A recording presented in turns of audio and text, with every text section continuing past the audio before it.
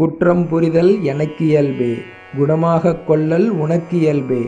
சிற்றம்பலவா, இனி இச்சிறியேன் செப்பும் முகமன் யாதுளது? தெற்றென்று அடியேன் சிந்தைதனை தெளிவித்து அச்சம் துயர் தீர்த்தே இற்றைப் பொழுதே அருட்ஜோதி ஈக தருணம் இதுவாமே. அருட்பெரும் ஜோதி அருட்பெரும் ஜோதி, தனி பெரும் கருணை அருட்பெரும் ஜோதி. கொல்லா நெறியே குவலயம் ஓங்குக, எல்லா உயிர்களும் இன்புற்று வாழ்க. அனைவருக்கும் வணக்கம். போன பதிவில் தெய்வீக மூலிகையான கரிசலாங்கண்ணியினுடைய பயன்களை வள்ளல் பெருமான் திருவருளால் தெரிஞ்சுக்கிட்டோம். அந்த பதிவினை பார்க்காதவங்க போய் பாருங்கள்.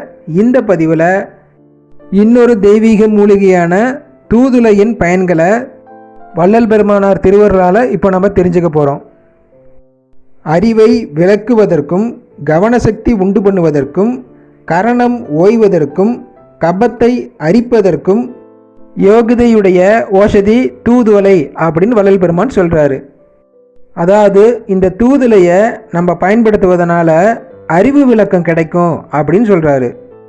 ஞானிகளும் மகான்களும் அறிவு விளங்க வேண்டி இந்த மூலிகையை உபயோகிப்பாங்க. மேலும் தூதுளையை பயன்படுத்துவதன் மூலம் கரணங்கள் ஓயும் அப்படின்னு பெருமானார் சொல்கிறாரு. அந்த கரணங்களாகிய மனம், புத்தி, சித்தம், அகங்காரம் இது எல்லாம் அடங்குது அப்படின்னா அது எவ்வளோ பெரிய சமாச்சாரம். மனம் அடங்கினாதானே அறிவு விளங்கும்.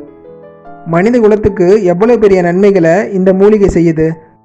அதனால தான் வள்ளல் பெருமானார் அசட்டை செய்யாமல் இதை நாம் பயன்படுத்தணும் அப்படின்னு சொல்கிறாரு. மேற்கொண்டு இந்த மூலிகை கபத்தை அரிக்கும் அப்படின்னு சொல்கிறாரு. அரிக்கும் அப்படின்னா என்னென்னா கபமே இல்லாமல் பண்ணிடும் அப்படின்னு அர்த்தமாகுது. மனிதனுக்கு ஏற்படக்கூடிய மரணத்துக்கு முக்கிய காரணம் இந்த கபந்தான். இந்த தூதுவளையை பயன்படுத்துவதன் மூலம் நுரையீரல் சம்பந்தமான எல்லா பிரச்சனையும் தீர்ந்துடும். சிலர் நாள்பட்ட சரியால் கஷ்டப்படுவாங்க.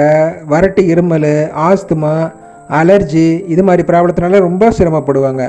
சைனசிட்டிஸ் அப்படின்னு சொல்லிட்டு ரொம்ப சிரமப்படுவாங்க. இதுக்கெல்லாம் அருமருந்து இந்த தூதுளை தான். இந்த தூதுளையை தினம் நம்ம சாப்பிட்டோம் அப்படின்னா நமக்கு இந்த மாதிரி பிரச்சனை எதுவுமே வராது. வள்ளல் பெருமானார் இந்த தூதுளையை பருப்பில் கடைஞ்சி சாப்பிட்லாம் அப்படின்னு சொல்கிறாரு. அது மட்டும் இல்லாமல் இந்த தூதுளையில் தூதுளங்காய் அப்படின்னு ஒரு காய் வரும். அது சிகப்பாக இருக்கும் பார்க்குறதுக்கு. அந்த தூதுளங்காயும் ரொம்ப நல்லது. அதையும் வள்ளல் பெருமான் சாப்பிட சொல்கிறாரு. இந்த தூதுளை செடி வளர்க்குறதுக்கு பெருசாக தோட்டம்லாம் இருக்கணும் அப்படின்ற அவசியம் கிடையாது. நம்ம வீட்லேயே ஒரு சின்ன தொட்டியில் வளர்க்க முடியும். தூதுளை கொடி வகையை சார்ந்தது. இதில் பார்த்திங்கன்னா தண்டில், இலையில் எல்லா பகுதியிலையும் அதிகமாக முள் இருக்கும்.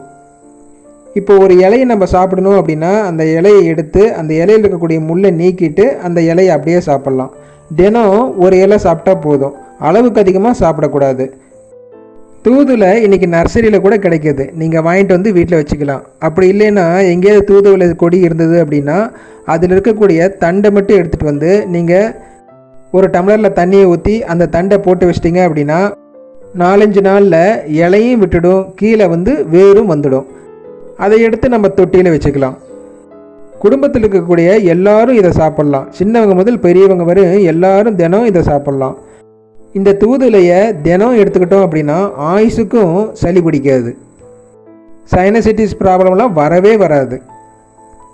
சைனசைட்டிஸ் ப்ராப்ளம் இருக்கிறவங்க தினம் மருந்து சாப்பிட்றாங்க. அதுக்கு இந்த மூலிகை வீட்டில் வளர்த்தி தினம் ஒரு இலையை சாப்பிட்லாம். எந்த ஒரு பக்க விளைவும் இருக்காது. மேலும் இந்த தூதுளை கவனசக்தியை உண்டு பண்ணும் அப்படின்னு வள்ளல் பெருமானார் சொல்கிறாரு.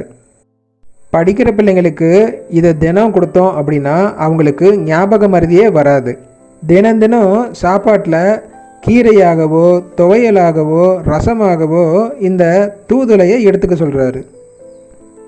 ஆஸ்பத்திரிக்கு போய் ஆயிரக்கணக்கில் பணத்தை கொட்டுறோம். இந்த தெய்வீக மூலிகையான தூதுளையை ஈஸியாக வீட்லேயே வளர்க்கலாம். பெருசாக எதுவும் செலவு செய்ய தேவையில்லை. அப்படி உங்களால் வீட்டில் வளர்க்க முடியல, அதுக்கெல்லாம் நேரம் இல்லை அப்படின்னா நாட்டு மருந்து கடையில் இந்த தூதுவளை பொடி கிடைக்கிது. அதை வாங்கி பயன்படுத்தலாம். யார் யாரோ சொல்கிறதையெல்லாம் நம்ம நம்புகிறோம். ஆனால் வள்ளல் பெருமான் சொல்கிறத நம்ம நம்ப மாட்டேங்கிறோம். அதாவது வள்ளல் பெருமானார் தான் மரணத்தை வென்று காட்டியவர், மரணத்தை வென்ற மகான். அவருடைய தேகத்தை ஒளி உடம்பா ஆக்கிக்கிட்டாரு. அந்த நிலையை அடைஞ்சவங்களுக்கு தான் தெரியும் தேகத்துக்கு எது தேவை எது தேவையில்லை அப்படின்னு. வள்ளல் பெருமானார் ப்ராக்டிக்கலாக ப்ரூவ் பண்ணியிருக்காரு. அதுக்கு அவரே சாட்சி. அதனால் நாம் அசட்டை செய்யாமல் அவர் சொல்கிறபடி இந்த மூலிகைகளை நம்ம பயன்படுத்தி நோயற்ற வாழ்வு வாழ்வோம். மீண்டும் அடுத்த பதிவில் சந்திப்போம். உற்றமொழி உரைக்கின்றேன் ஒருமையினால் உமக்கே, உறவன் அன்றி பகைவன் என உண்ணாதீர் உலகீர், கற்றவரும் கல்லாரும் அழிந்திடக் காண்கின்றீர், கரணம் எல்லாம் கலங்க வரும் மரணமும் சம்மதமோ, சற்றும் இதை சம்மதியாதென் மனந்தான், உமது தன்மனந்தான் கண்மணமோ வன்மணமோ அறியேன், இற்றிதனை தடுத்திடலாம் என்னோடு சேர்ந்திடுமின், என் மார்க்கம் இறப்பொழிக்கும் சன்மார்க்கம் தானே.